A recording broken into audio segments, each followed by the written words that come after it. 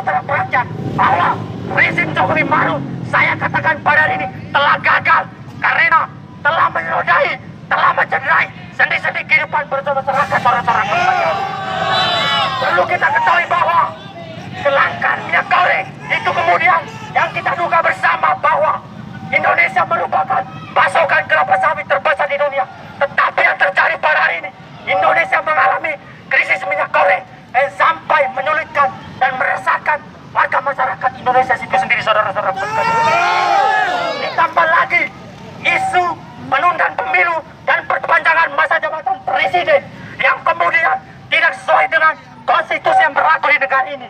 Ini yang menandakan, ini yang membuktikan bahwa Presiden Republik Indonesia Insinyur Haji Joko Widodo itu kemudian telah menggambarkan kegagalan sebagai pemimpin yang sejati, saudara-saudara sekalian.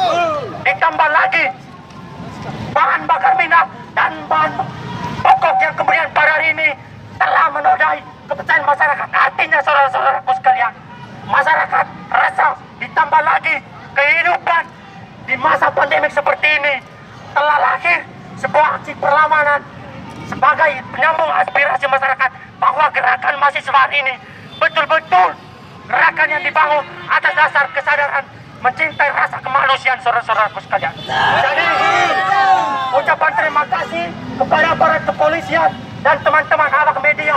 Semoga apa yang menjadi aspirasi kami hari ini itu kemudian sampai ke telinga presiden, sampai kepada pusat, saudara-saudara. Saya perintahkan kepada Mas Sakti itu kemudian geser ke titik atas.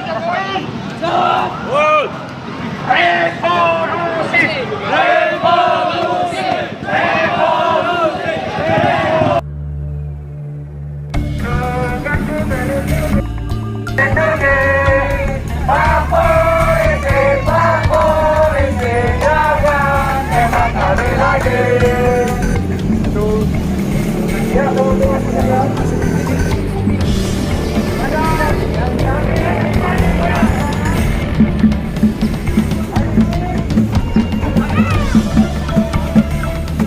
Kita lihat bagaimana di negara kita ini ada bangsa kita dibantai oleh aparatnya sendiri, yaitu anak orang tua mujahid.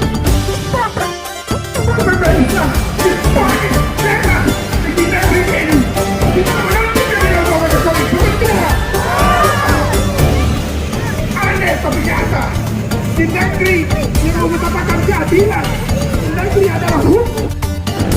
Tenang, berkumpul bersama rakyat, berkumpul bersama mahasiswa. Kita tahu bahwa ada Bapak Jokowi